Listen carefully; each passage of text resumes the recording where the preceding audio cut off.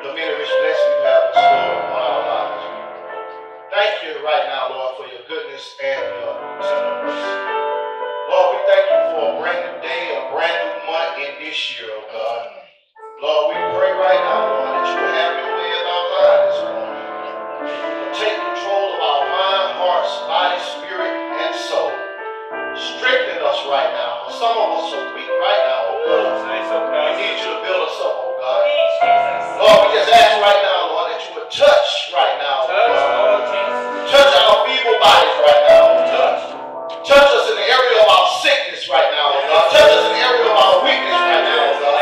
Regulate our minds right now, oh God. Do it right now in the name of Jesus. Help us, oh God. For Lord, some of us are struggling down here, oh God. Some of us are going through some pain and agony right now, oh God. But Lord, we know that you are right now, God.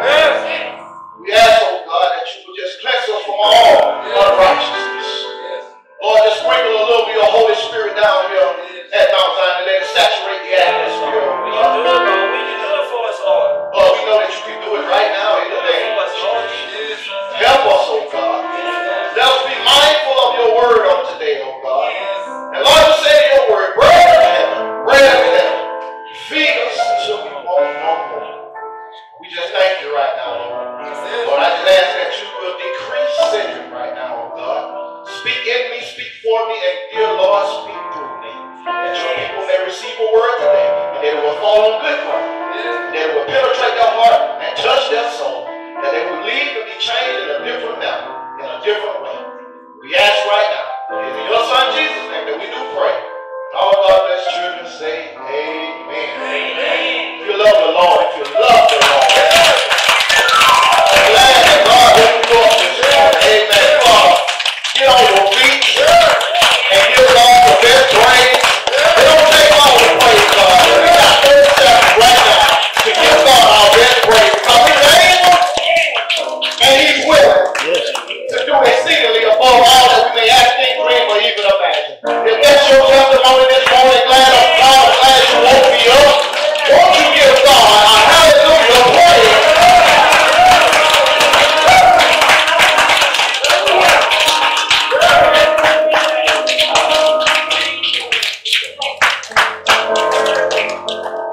Testify, He's worthy to be praised. He's good, y'all. He's kept us all the way down to the 1st of November. Yes, it did. Jesus. That's somebody's testimony right now. I can hear people say, I almost didn't make it. But I'm glad that I'm one of the numbers that made it.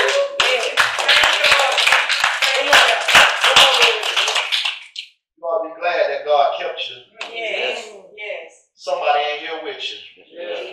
That could have been here, that wanted to be here, but not here with you today. But God enabled us to make it out one more time and again to the house of worship. Just to glorify His name. Just to lift up His Son Jesus. That's enough to give God the praise. I'm glad y'all came to see Pastor Tom. I'm glad y'all came to see Jesus. Guess what? Jesus is in the room today. Amen. We're just thankful and grateful of our Savior. Amen. I'm not going to prolong the service. If you have your Bibles today, I want you to come and go with me this morning to the book of Matthew. The house has already been addressed. We thank God for our worship leader, the evangelist of the house, Evangelist Thomas. Amen. Minister Bond, Minister Thompson. Amen. To the great musician. We thank God for the ushers on the post. We thank God for each and every one. We thank God for Deacon Greg doing our powerful devotion this morning. We thank God right now for everything. Matthew chapter 9. Matthew 9.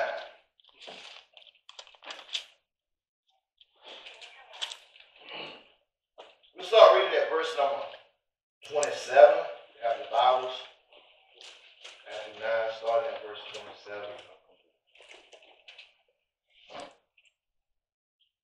If you have it, signify by saying we're in the house. In the house.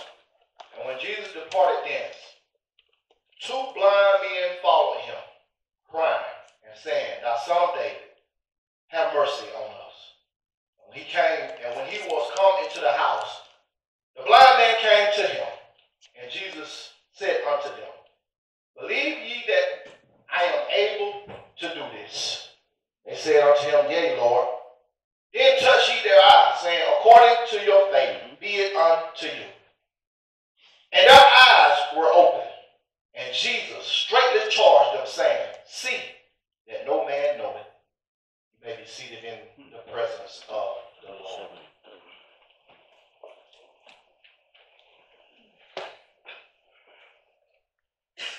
And when he was coming to the house, the blind man came to him. And Jesus said unto them, Believe ye that I am able to do this? They said unto him, Yea, Lord. With God's permission, in this morning, and with all of y'all prayers, I'd like to teach from a subject, my situation is getting better. Amen. My situation is getting better. How many of you here know that we all got some situations going on in our lives? But my brothers and sisters, during our seasons and sessions of triumph, trouble, turmoil, and tragedies, it has given us a spiritual eye-opener just this year. There's always something or someone trying to pull you back to a place where you just came out of. All right, Pastor, now watch it. No matter what you had to face this year, or what you came up against, God always prepared you to stay focused during the fight. Many times we wasn't out looking for trouble, but how many of you can testify that trouble sometimes finds us? Everything that's been heartbreaking, mind-blowing, and soul-shattering this year has took us not on a roller coaster ride, but on a Ferris wheel. Because it feels like it's turning us around with nowhere to go and nowhere to grow. In fact, this year has been one of the hardest seasons we've had to face.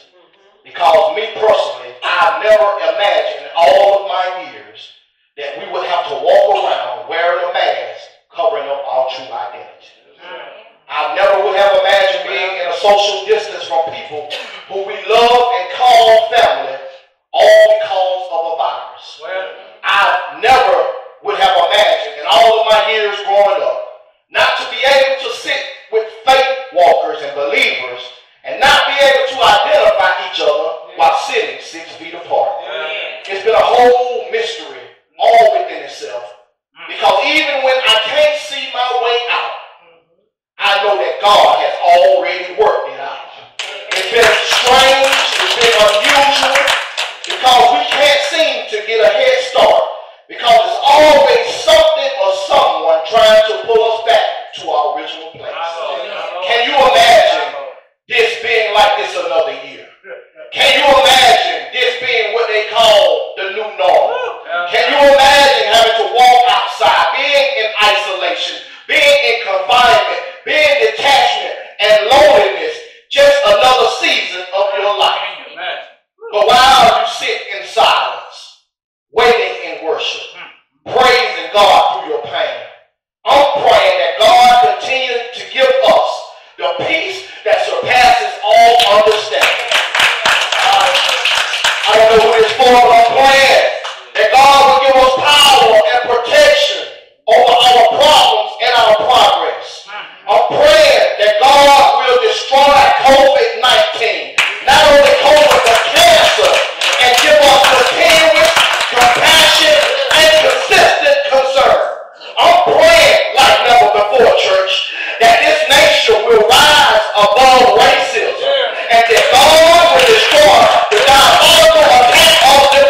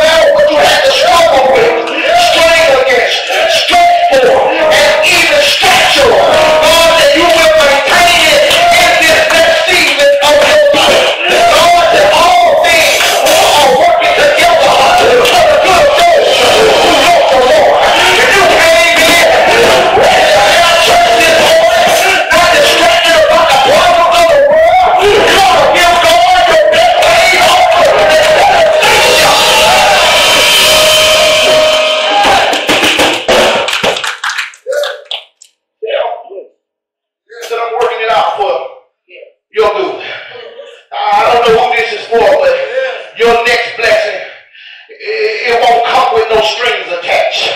Help them, Thomas. And here's your shout. When it comes, you won't have to beg for it. You won't have to lie for it. You won't have to cheat, steal, or sleep with anybody to get it. But it's going to come pressed down, shake it together, and run it over.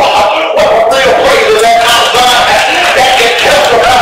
I've been through hell this year, Pastor, but I choose to walk away from the things that God has promised on my desk.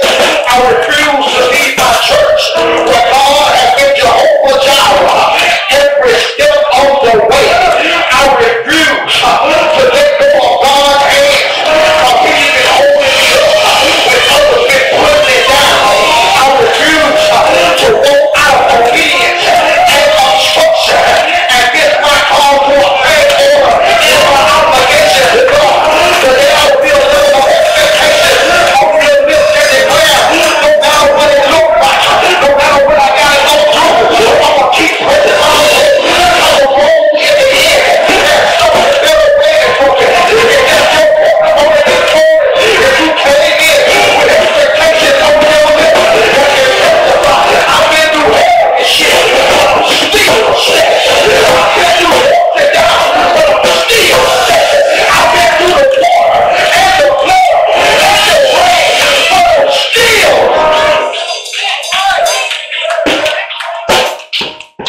still standing. Because I know that my situation is getting better. God is preparing us. Y'all can see now. I ain't got too much text yet. God is preparing us for some unexpected blessings. Where everything we've been through this season has been heart-touching and humongous. Y'all watch this. But I came in with some unresolved issues. I came in with some hurt habits and some hang-ups. I came in, this may be your testimony, with some feelings of being heartbroken, living in brokenness, beaten. I came in with a heart condition, but I came in looking for Dr. Jesus. I came in with a mind malfunction because I can't keep thinking like this. I came in with a persistent prayer life because some things are just not adding up. I came in not as a spiritual coach, not as a spiritual leader, but I came in as a cheerleader this morning. And one time you got to do in your life as a cheerleader, you got to pump yourself up and say, I can keep on going. If I continue to run.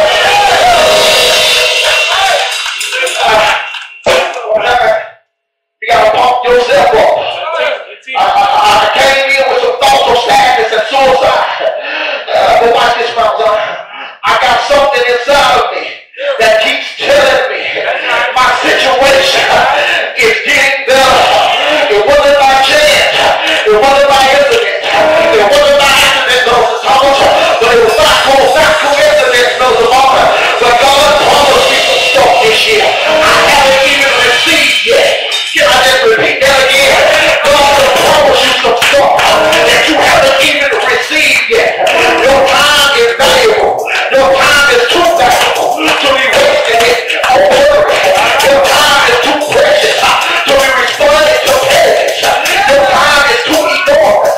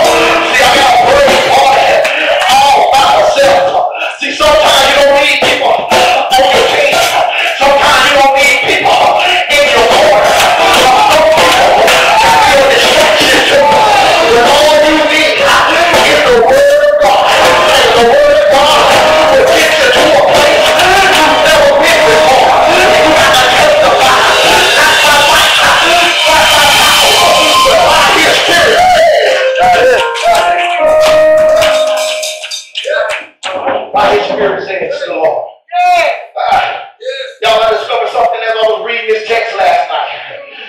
Y'all got your Bibles open. Don't take my word for it. The Bible records that in the book of Matthew, chapter 9, verse number 27. The Bible said that when Jesus departed, yes, two blind men followed him. It lost me right there, Mr. Thompson. It really lost me because I'm wondering how you blind and you following me. Jesus had to arrest my spirit and got my attention last night. So I had to go all the way back up to the text. Around verse number 20, that there was a woman that had an issue of blood. The Bible records that this woman who pressed her way through the press had to get close to Jesus because she knew that everything she spent, the money, all that to the doctor, she wasn't getting any better. So she realized that if I can just touch the hem of his garment, I know my situation will get better. If I just touch Jesus, I know things will dry up in my body. The woman, I had an issue for 12 long years. And that's a long time to be dealing with one issue. Y'all miss y'all shot. Some of us got multiple issues. But this woman had this one particular issue where the blood kept flowing and it wouldn't dry up. But she said, if I could just touch the hem of his garment, I know I'll be made whole. But the Bible records here that there was two blind men. They was crying and saying, "Thou Son of David, have mercy on us." I'm going to give y'all 3 points and then I'm going to leave y'all alone. And when he was come, Jesus, into the house, the blind man came to him. I'm still lost, Evangelist Thomas, because how can you see me? You blind. How do you know where I am? But the Bible records that the blind man came to him. I'm assuming they heard his voice. And Jesus said unto them, "Believe ye that I am able to do this?" And they said unto him, "Yea, Lord." Verse 28, I want to give you 1 point. First point I want to give you is validation. God will give you validation, meaning he will give you his approval for your vision. See, some of us have been spiritually blind. Teach it now. That's it. Not physically blind. Teach now. So God said, in order for me to correct your vision, 2020, 2030, 2040, whatever I got to give you, spiritually, I'm going to make you look at things differently. As a matter of fact, let me drop a drop of eye drop in your eye, which is called discernment. If I give you a dose of discernment, then you will be able to know what's right and what's wrong. And that's what chapter says. If I can just drop a dose of discernment into your corrected vision, then you'll be able to see who's real and who's fake. If I can just drop a dose of discernment into your spiritual intellect, then you will be able to know I don't need to go over there because that ain't where God is trying to send me. Cedric, so the second point I want to give you, I gave you validation. The next part is, the Bible records, then he touched their eyes, saying, according to your faith, be it unto you. Second point is variation. Y'all know what variation means. It means a change. It means something has to occur. Something has to transform. He said, I'm going to give you variation for your view. Because some things that you see don't appear to be what it's supposed to be. That's right. Faith is the substance of things hoped for, the evidence not seen. You can't see it and know it's faith. You got to believe it in your heart and realize that it's faith. You got to understand that when faith is not seen. So whenever you pray for something, you asking for something, you got to believe by faith that God has already opened up the door.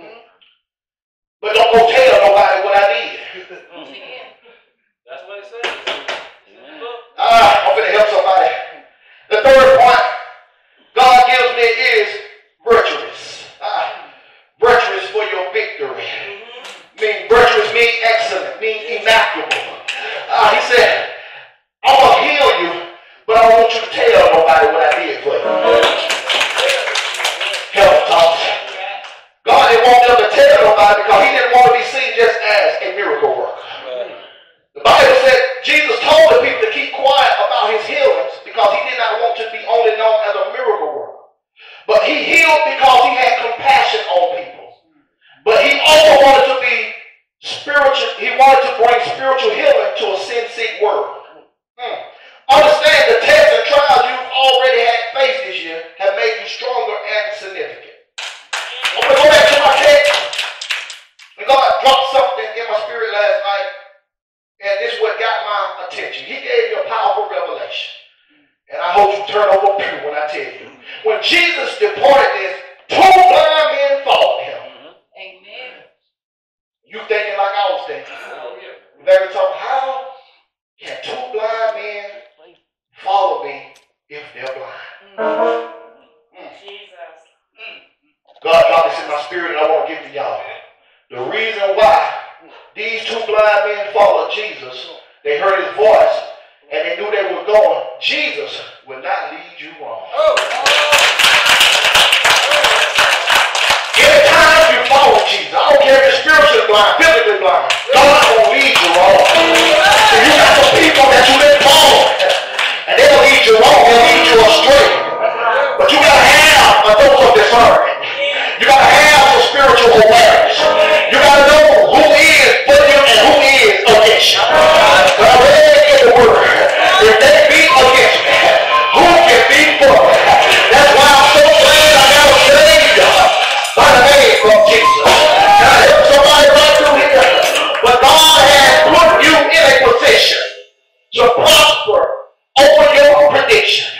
Despite how low your credit score may look, despite the false doctor report, despite how you got new haters throwing stuff of shade at you, despite how your family members turning their backs on you while you were struggling. This is for any of you who can shout for purpose. The good news is God is going to give you what other people say you will have. Let yourself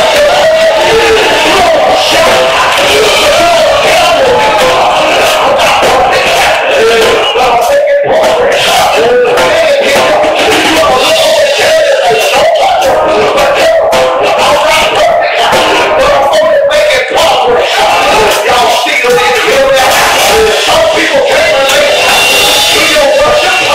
Understand your praise, the way you praise God. So I came here to let somebody know this ain't no fashion show. This ain't the time for the world. But I got a praise on the inside that I can't keep to myself. And when I will, I won't look at you. I praise you. My God been good. Every day I woke up. Every day I got my own. He's keeping me. Every day I walk with him. He's touching me. Even when life knocks the wind out of you, you gotta get back up with endurance and a positive mind frame and learn how to encourage yourself through adversity, through some major letdowns, through some fall downs, through some setbacks, and some of those setups. I got a praise that I can't keep to myself. But you want to go up and tell your neighbor, oh, the boy right here, I got something, and it can't change my situation.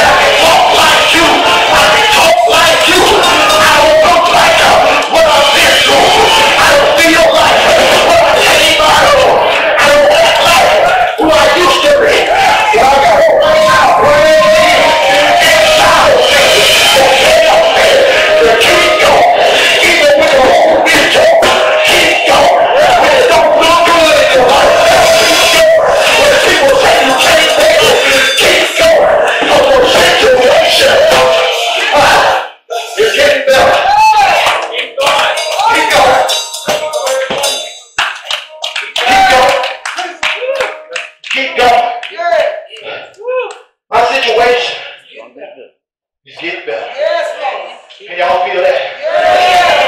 First they don't know